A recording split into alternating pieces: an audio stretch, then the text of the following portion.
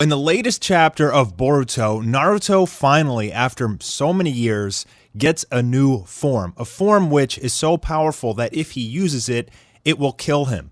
And so Naruto's great sacrifice has come to fruition here in the Boruto manga. Now, apparently, Naruto had this form inside of him the entire time. Apparently, according to Kurama, he never told Naruto about this form because he was never desperate enough to use it and risk his entire life, which I find a little bit odd because I feel like there's been so many situations where Naruto was on the cusp of dying, facing an enemy of insurmountable odds, and a form like this would have come in handy, so it seems like a little bit of an ass pull. But the enemy that they're facing right now, Ishiki, is by far the strongest opponent they have ever faced. He is a member of the Otsutsuki clan's main family and the leader of the Kara. And basically we learn that the Otsutsuki come to planets in pairs of 2, and his pair was actually Kaguya, if you remember from the end of Naruto Shippuden when Naruto and Sasuke fought the mother of all ninjutsu. Now, we all remember how powerful she was, with just an overwhelming amount of seemingly godlike abilities, and it turns out that Ishiki is actually the stronger of the pair. Kaguya was supposed to be sacrificed to the Ten Tails in order to cultivate the divine tree, and that's why they come in pairs, so that the other one can watch over the tree and cultivate it and eventually eat the chakra fruit that develops. Ishiki's powers seem, again, godlike like Kaguya, and he's even stronger than her. He is by far the most powerful enemy they've ever faced, and you can see that Naruto, Sasuke, and Boruto combined are literally nothing to this opponent. Sasuke has essentially become a sideline character in this arc.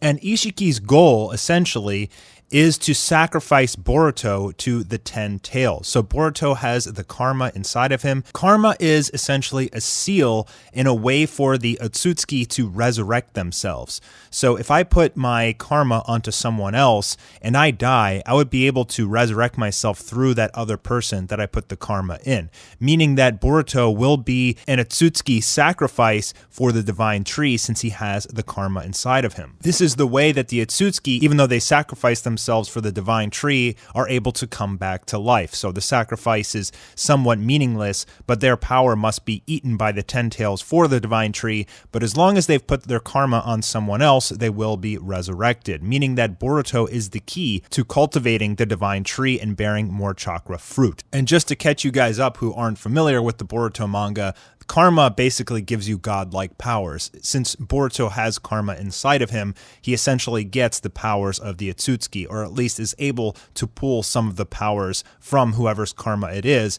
out and use them, which is the cause for many of his power boosts. Boruto attempts to fight back, his arm being broken, and Ishiki says that I won't kill you because I need you as a sacrifice, but that doesn't mean I can't hurt you, shattering his arm and also knocking Sasuke into the ground. Sasuke is completely destroyed at this point, and I don't think he'll be fighting much longer. So Naruto, the last hope, is trying to catch back up. He's lost the ability to track everyone's chakra because of these strange blocks that Ishiki has summoned to try and crush Naruto and Sasuke. It did not crush them, but it did separate them. And as Naruto is trying to catch up, Kurama asks Naruto, "What is your plan?" And Naruto replies, "I simply don't have one. I'm ready to throw down my life. I must protect the village," seemingly caring more about the village than his own son's life.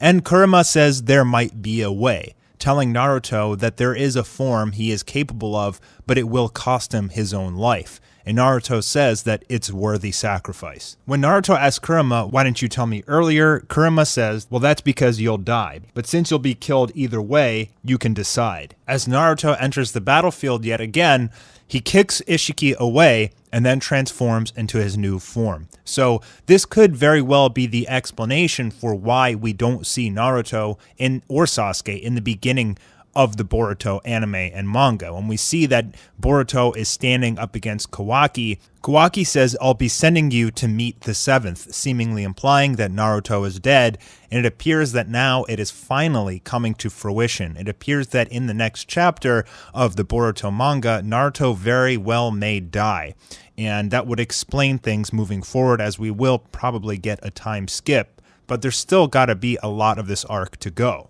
Even if Naruto does die, that doesn't mean he'll be out of the series forever.